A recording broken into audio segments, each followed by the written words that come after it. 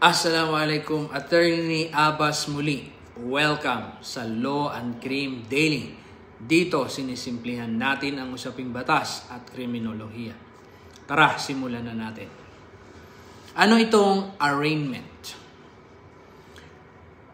Sa arraignment, ang akusado ay binabasahan ng korte ng mga opisyal na paratang laban sa kanya.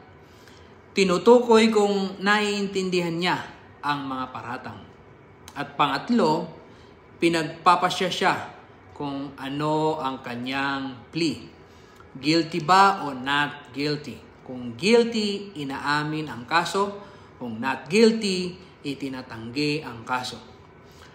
Ang layunin ng arraignment ay upang tiyaking ang akusado ay naiintindihan niya ang pinaparatang sa kanya at kung anong krimen.